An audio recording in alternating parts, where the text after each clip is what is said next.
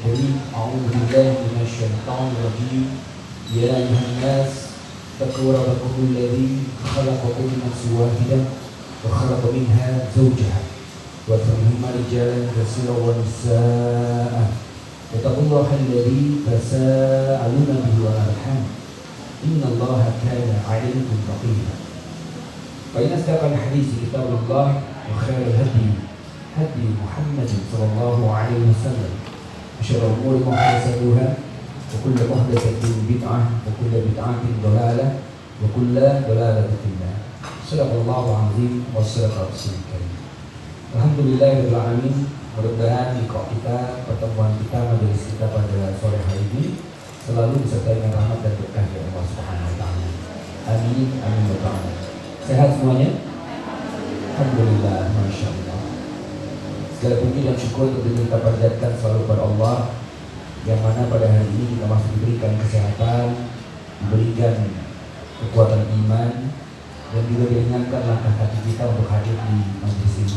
Ya, tentunya dimanapun tempat kita menuntut ilmu atau mengambil ilmu dari seseorang, maka niatkan semata-mata bahwa kita ini hanya ingin mendekatkan diri kita kepada Allah Subhanahu wa taala. Ambil intisari apa yang disampaikan, bukan kemudian melihat siapa orang yang menyampaikannya, tidak. Jadi pada saat kaidahnya ini adalah kaidah nasihat, maka lihat apa atau dengarkan apa yang disampaikan oleh dirinya. Bisa jadi di dalam apa yang disampaikan itu ada nasihat-nasihat yang baik bagi diri kita. Bisa jadi dengan apa yang disampaikan berupa nasihat-nasihat itu akan membuat diri kita itu menjadi orang yang jauh lebih baik dari sekarang. Itu yang paling penting. Ngaji lama, ngaji dari beberapa guru, tetapi pulang dari sana gak dapat apa-apa. Kenapa? Karena memang cuma pengen bikin status. Karena cuma pengen yang namanya apa? Hanya ya menjaga apa? Melewati kekosongan waktu aja. Tapi niat untuk menuntut ilmunya gak ada. Bahkan keikhlasan dalam menuntut ilmunya tidak ada. Bahkan ada pula yang datang ke kajian mau ngetes dari siapa yang menyampaikan. Ini gurunya sama gak ya? Ini sekolahnya di mana? Subhanallah. Memang sekolah itu penting. Jangan sampai mengambil ilmu dari orang yang gak pernah sekolah, gitu kan?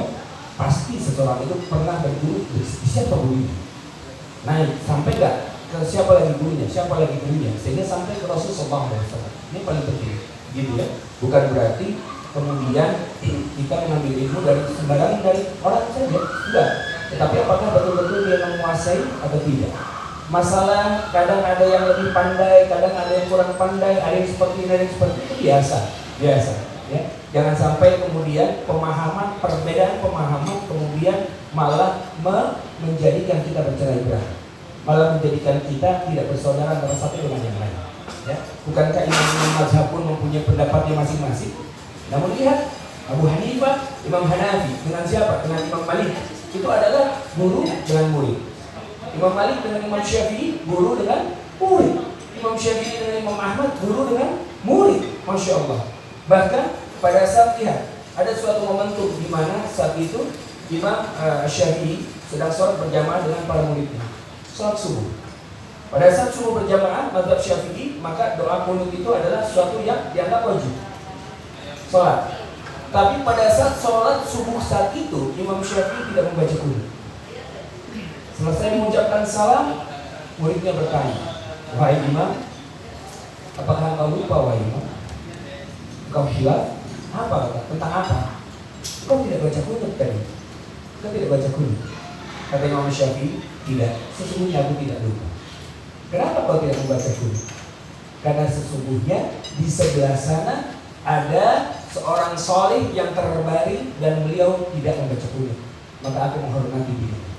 Siapa? Ternyata beliau ini sholat di daerahnya Imam Abu Hanifah. Abu Hanifah gak qunut sama sekali. Ya. Jadi lihat, orangnya sudah wafat, tapi pada saat ada orang berilmu di sana, dia pun menghormati. Beliau menghormati apa? Orang yang soleh yang wafat di sana yang punya mazhab tersendiri di area ini. Ini dia. Kadang-kadang kita datang ke area seseorang, suatu area, terus kita memaksakan mazhab kita kepada mereka. Ini yang keliru. Ya. Sebaiknya apa? Sebaiknya kita saling mencintakan Allah Subhanahu wa taala. Perbedaan, nggak usah fokus kepada perbedaannya, namun apa? Fokus kepada persamaan yang ada. Sama contohnya, Ustaz, antum mau ngisi di mana? Bobert, bukan kafe Ustaz. Ngapain ngisi di situ? Kenapa nggak di masjid-masjid? Subhanallah. Saya pahami ya. Nah, kalau nanti semuanya di masjid, yang kemudian merangkul teman-teman yang nggak ke masjid siapa? Bukankah yang penting tempatnya baik, ya, tempatnya nyaman, dan kemudian bisa disampaikan ilmu dengan baik bisa? Selesai. Biarkan nanti Allah yang menjadi hakim, bukan kita yang menjadi hakim. Tugas kita apa? Ud'u ila sabili rabbika bil hikmah wal mau'izati hasanah. Ajaklah orang itu ke jalan Allah dengan apa? Dengan hikmah, dengan contoh-contoh yang baik. Wal mau'izati hasanah, dan juga dengan nasihat-nasihat yang baik.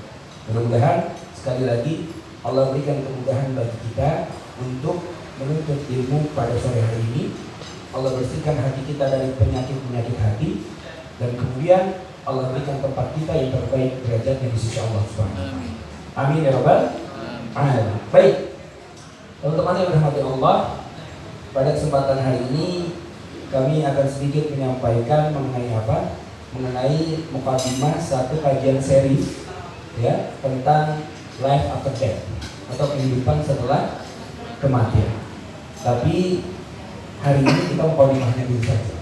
Mukadimahnya apa? Karena ini penting untuk menyampaikan kepada kita bahwa apa? Bahwa ternyata hidup kita ini, ya, di dunia ini begitu singkatnya untuk mempersiapkan kehidupan kita kelak di akhirat. Kehidupan dunia singkat sekali untuk mempersiapkan kehidupan kita di akhirat nanti. Seperti apa? Nanti insya Allah akan kita jabarkan, insya Allah. Baik. Slide pertama ya. Ya, bisa kelihatan di belakang, mungkin ada kecil ya. Ya, Abdullah bin Umar radhiyallahu anhu qala, akhadha Rasulullah sallallahu alaihi wasallam bimankibi faqala kun fid dunya ka'anaka gharib aw 'abir sabil wa'udda nafsaka min ahli al-qubur. Kelihatan? Gak apa-apa, nanti saya bagikan slide-nya, insyaallah. Panitia nanti biar bisa di-share begitu ya. Karena nanti filenya ini ada beberapa sampai selesai, sampai terakhir. Mudah-mudahan bisa mengikuti dari awal supaya nanti nggak skip.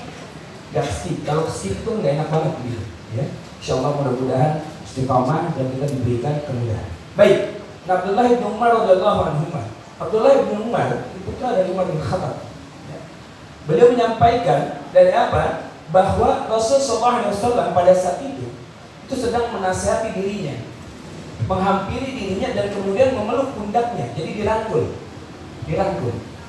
Pada saat dirangkul, kemudian apa yang dikatakan? Rasulullah SAW mengatakan kepadanya, kun fid dunya ka'annaka gharib. Jadilah kamu di dunia itu, ya, bagaikan orang asing,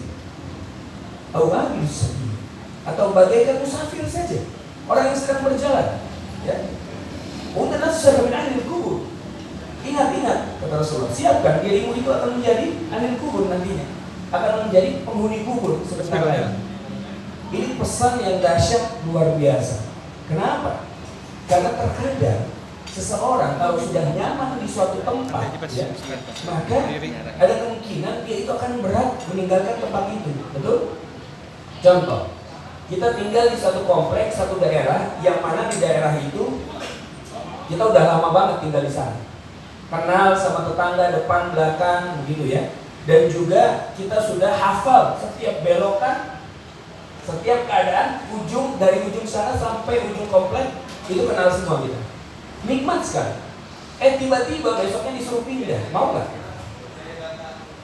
Kira-kira, Bunda, mau nggak Bunda? Disuruh pindah besok dari rumahnya pindah? Belum tentu. Walaupun yang ditawarkan mungkin daerahnya yang lebih baik mungkin, tapi dia tidak mengenal satu sama lain. Belum tentu dia mau untuk pindah. Ya, dia akan pertahankan di sini. Nah, ini kemudian diingatkan oleh Rasulullah SAW bahwa apa? Janganlah kalian itu di dunia ini menjadi orang yang seolah-olah memiliki dunia ini. Tinggal di dunia ini dengan apa? Dengan keinginan atau dengan kepercayaan, dengan kemauan bahwa seolah-olah kita akan hidup selama-lamanya di dunia ini. Jadi saya seperti orang asing saudara semua. Orang yang asing maksudnya gimana? Orang kalau asing di suatu tempat, maka dia hanya ingin menyelesaikan urusan dia di tempat itu secepat-cepatnya dan kemudian kembali lagi ke rumahnya. Betul? Maka tempat kita kata Rasulullah adalah bukannya di dunia. Dunia ini hanya tempat persinggahan. Persinggahan itu pasti akan kita tinggalkan. Pada saat kita tinggalkan nanti, subhanallah, kita akan pulang ke rumah kita. Nah, kalau kita mau pulang ke rumah, kita harus paham dulu rumahnya di sebelah mana. Apa rumah kita? Apakah bumi ini, dunia ini rumah kita? Ya, tidak. Bukankah dulu Nabi Adam asalnya dari surga? Bukankah tempat rumah kita adalah di surga? Nah, kata Allah jangan nyasar. Kalau nyasar nanti bisa ke sebelah, masuknya ke neraka. Karena apa? Karena dia nggak lihat rambu-rambunya. Sama kayak kita main jalan aja, naik mobil, nggak lihat belok kanan, belok kiri, pokoknya terserah-serah kita aja. Belum tentu kita akan sampai ke tempat tujuan yang kita tuju. Bisa jadi malah nyasar kemana-mana, kan gitu ya. Nah, dan juga apa? Ambil sabil kata Rasulullah. Atau pakai musafir saja, pakai musafir. Kalau musafir ini kan berarti dia hanya membawa bekal secukupnya yang dia perlukan untuk selamat sampai ke tujuan. Gitu kan ya? Ada nggak lihat orang yang musafir lagi pergi jalan-jalan, rumahnya di bawah-bawah? Ada? Mobilnya tidak di bawah semua gitu. Gimana nyetirnya? Ya. Tapi pada saat misal kita dikabarkan bahwa besok mau pergi ke Bali, sementara kita belum pernah ke Bali, gitu ya, belum pernah ke Bali. Maka yang pertama kali kita cari adalah informasi tentang bagaimana ke Bali, betul? Naik apa? Pesawat yang murah misalnya, atau mau yang paling mahal, atau mau yang paling murah. Atau kalau nggak naik pesawat, naik bis. Yang penting tujuannya ke Bali. Sampai di sana nanti, ke hotel itu, ke tempat nginapnya itu naik apa? Dicari semua informasinya supaya mendapatkan fasilitas yang baik, ya, dengan apa? Dengan kenyamanan yang luar biasa. Baru sukses sampai di Bali itu. Nah, kalau kita mau pulang ke suatu tempat yang mana tempat ini masih dicabutkan untuk kita. Maksudnya apa? Maksudnya masih kita nggak pernah melihat begitu, ya. Maka kita harus mencari tahu dari yang betul-betul mengetahui tempat itu. Yang menciptakannya siapa? Ya Allah. Cari infonya di mana? Di Quran. Cari di sana. Cari di hadis. Begitu. Seperti pertemuan minggu lalu ditanya, kita ngaji matinya mau masuk? Masya Allah. Surganya surga? Masya Allah. Gimana cara masuk surga Firdaus? Gimana Bunda? Yang depan. Masuk surga Firdaus. Gimana caranya? Ayo. Cek. Minggu lah. Nah, nyatet berarti yang ini. Yang baru? Gimana cara masuk surga? Firdaus. Kan tadi bilang, surganya mana? Firdaus. Masuk. Firdaus itu surganya para nabi dan rasul. Ya kan? Abu Fida belum tentu di situ. Abu Laden belum tentu. Belum tentu, ya. Dan abu-abu yang lainnya. Asal jangan abu yang satu itu aja. Ya. Gimana Bunda?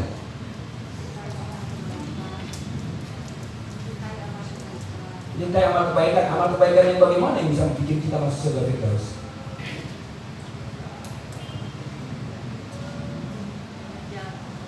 Gimana?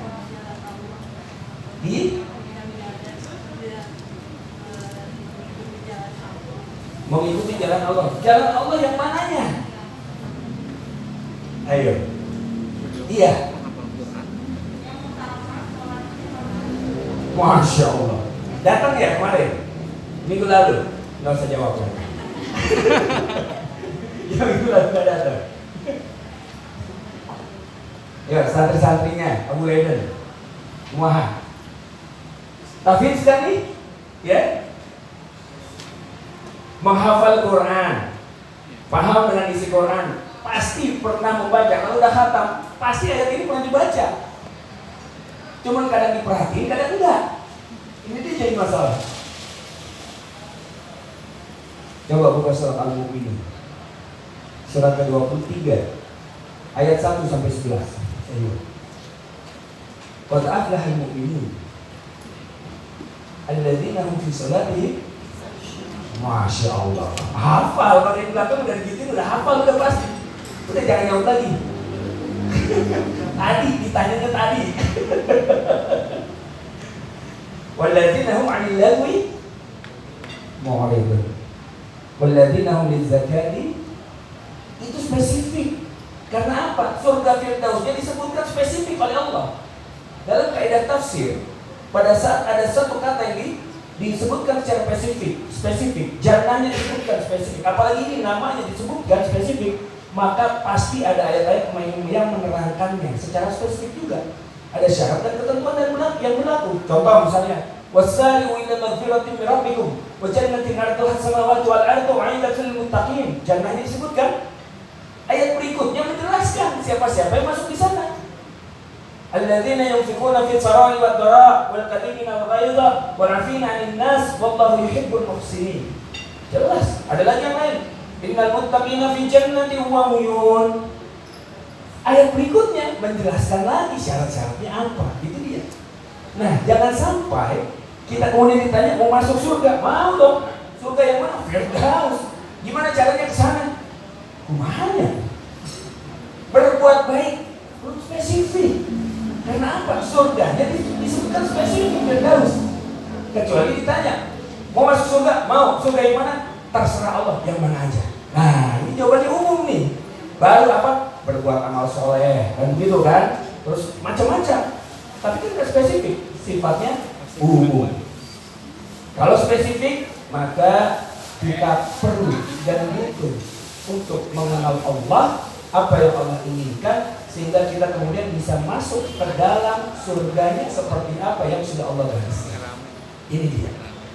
Nah, bagaimana cara ke sana? Ternyata ada fase-fase yang kemudian perlu kita lewati terlebih dahulu agar kemudian kita bisa sampai ke sana. Ini dia. Lanjutkan. Ya. Saya sengaja tampilkan file ini. Jadi ini file dulu saya bawa ke Brisbane, ke Australia. 9 hari dakwah di sana. Ada di suatu universitas di Brisbane. Kami diundang untuk memberikan kuliah umum waktu itu. Kuliah umum. Dan kuliah umum yang kami berikan adalah level tertinggi. Dijadwalkan hanya 1,5 jam, tapi ternyata mundur sampai 3 jam setengah. Karena non-muslim pun boleh hadir. Dan kita boleh berdiskusi, bukan debat nih ya, boleh diskusi. Hasilnya waktu itu alhamdulillah ada 2 orang yang convert, yang masuk Islam syahadat. 2 orang, karena pendekatan model seperti ini. Maka kadang-kadang kita perlu memahami bukan hanya ayat-ayat dalam Al-Quran saja, tetapi ilmu-ilmu yang lain, agar kemudian kita bisa menyatukan, oh ternyata ini yang dijelaskan dalam Quran, oh ternyata ini yang dijelaskan dalam hadis. Contoh, para ulama-ulama terdahulu udah jangan ditanya lagi. Ulama terdahulu hafal Quran nggak hafal pasti, hadis hafal nggak hafal pasti. Dan lebih ajibnya apa? Yang lebih kerennya mereka pun paham ilmu-ilmu lain. Contoh, Abbas ibn Firnas. Ada yang pernah dengar namanya? Abbas ibn Firnas adalah seorang ulama yang mana bukan hanya sebagai penghafal Quran saja atau ngajar hadis. Tidak. Abbas ibn Firnas ini ya adalah seorang aviator. Kalau kita ditanya siapa penemu atau pembuat pesawat pertama kali siapa? Wright? Siapa yang jawab? Wright Brothers. Wright bersaudara. Itu kata dunia barat. Wright Brothers katanya begitu. Padahal apa? Wright Brothers itu menemukan yang namanya prototipenya sayap yang dibuat oleh Abbas ibn Firnas. Jadi Abbas ibn Firnas ini memperhatikan di dalam surat apa? Di dalam surat Al-Mulk di ayat 19 itu, bahwa siapa kata Allah, burung-burung itu yang menahan di udara itu mereka atau Allah? Allah yang membuat mereka bisa terbang di udara, bukan mereka. Burung itu ikhtiarnya hanya tinggal kepek-kepekin sayap. Nanti Allah yang nahan. Karena apa? Anak burung baru lahir nggak bisa langsung terbang. Itu tandanya Allah belum izinkan. Ngepek-ngepekin bisa nggak? Bisa, namanya burung. Melihat itu, akhirnya Abbas ibn Firnas berpikir, oh manusia berarti bisa terbang. Caranya bagaimana? Bikin sayap, bagaikan sayap burung, tinggal dikeprek-keprek aja. Akhirnya dibuat, coba jatuh. Akhirnya hampir mendekati sempurna ini prototipenya. Beliau lebih yakin dengan itu, naik ke bukit yang agak tinggi 20 meter, lompat, dan wafat. Jatuh kan, manusia memang bukan seperti itu cara terbangnya. Tapi karena itu, masya Allah, kalau kita ke Melbourne, ya di sana ada museum di Melbourne. Masuk dari pintu depan, belok kanan 200 meter, lihat ke atas. Itu ada prototipe sayapnya Abbas Ibn Firnas yang ditemukan oleh orang Prancis. Masya Allah. Sampai di situ ilmunya Abbas Ibn Firnas tidak. Beliau juga seorang kemis, ahli kimia. Sehingga apa? Terbuka akal pikirannya. Masya Allah. Nanti insya Allah dalam kesempatan ini kita akan bahas sirah-sirah mulia. Baik, teman-teman, ini adalah lapisan bumi dan lapisan langit kita. Lapisan bumi kita itu 7 lapis ke dalam, ya. Ada inner core yang paling dalam, crust yang paling luar lapisan. Nah, langit pun itu ternyata memiliki 7 lapis. Dari apa? Dari exosphere yang paling luar sampai troposfer yang paling dalam, yang paling dekat dengan bumi kita. Sehingga kalau ada benda-benda dari luar, ya benda-benda ini adalah benda-benda asing, dia tidak gampang dan tidak mudah untuk masuk ke dalam atmosfer kita, akan terbakar itu dari 7 lapis ini. Terbakar. Ternyata dari hal ini para ulama kemudian bisa menyimpulkan sedikit. Dan para ulama, saya hanya mengikuti perkataan-perkataan para ulama sebelumnya, ya, bahwa secara global bahwa yang namanya manusia ternyata akan mengalami 7 fase kehidupan kita. Apa itu? Lanjutnya. Ya. Ini adalah 2 stages of life. 7 fase kehidupan. Yang pertama adalah fase kita di alam roh. Di alam roh bisa jadi jangan-jangan kita sudah pernah bertemu satu antara dengan yang lain. Ya. Pada saat itu Syekh Muhammad Al-Raifi mengatakan, bahkan di dalam kitab Ruh yang ditulis oleh Ibnu Qayyim Al-Jauzi, ya, pernah nggak kita ngerasa begini? Ketemu teman baru, pada saat ketemu tiba-tiba rasanya udah kenal dekat banget. Kok kita kayaknya cocok banget ya, klik banget ya. Pernah begitu? Ya, ada teman baru tapi kok kayaknya sudah mengenal. Maka kata beliau bukan kata saya, maka disinyalir ruhnya dulu pernah bertemu di alam ruh. Ini dia, menarik itu. Beli kitabnya, kitab Ruh Ibnu Qayyim Al-Jauzi. Ya, ada satu bab membahas masalah ini. Kemudian apa? Pada saat itu bukankah Allah sudah mengambil perjanjian dari kita? Kata Allah, alastu bi rabbikum? Bukankah aku adalah Tuhan kalian? Bala syahidna. Kan begitu kan? Kemudian kita katakan, iya, benar ya Allah, kami bersaksi ya Allah. Ingat nggak tapi waktu itu? Sekarang ingat nggak? Ada nggak di sini yang ingat waktu di alam ruh ngapain aja? Kalau ada yang ingat, error berarti. Dicek lagi, ya.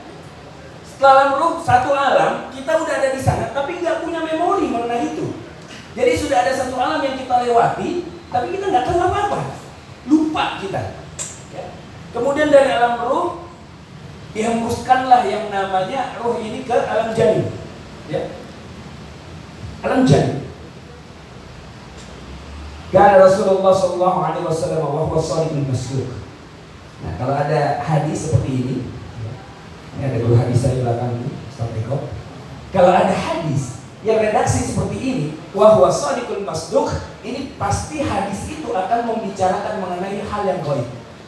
Karena apa? Dikatakan Rasulullah itu bukan hanya dipercaya, bukan hanya terpercaya, namun Rasulullah pun dipercaya oleh musuh-musuhnya. Tapi musuhnya kan ngungkapin aja. Abu Jahal itu tahu kan Rasulullah itu adalah seorang nabi dan rasul. Cuman saat itu, ya, beliau itu dulunya dijuluki Abu Hakam, orang yang paling bijaksana, seorang hadis, seorang hakim beliau ini. Namun kemudian apa? Kebijaksanaannya, kepintarannya, kepandaiannya tidak bisa membuat matanya, hatinya menerima cahaya keislaman. Sehingga pada saat itu Rasulullah mengatakan, kamu itu Abu Jahal, bapaknya orang-orang yang bodoh. Karena apa? Kepintaranmu tidak kau gunakan untuk bisa melihat dan merasakan kehadiran Allah di sekeliling. Ini dia. Ya. Kemudian apa? Inna hadakum ijma'u fi batni ummi 40 yawman nutfah, kata Rasulullah, bahwa setiap kalian itu berproses di perut ibu kalian 40 hari pertama bentuknya nutfah, tsumma yakunu mithla dzalika 'alaqah, kemudian berbentuk 'alaqah, tsumma yakunu mithla dzalika mudghah, kemudian berbentuk mudghah, tsumma yursalu ilaihi malak fayanfukhu fi ruh wa yu'maru bikasbi arba'in. Kemudian ditiupkan.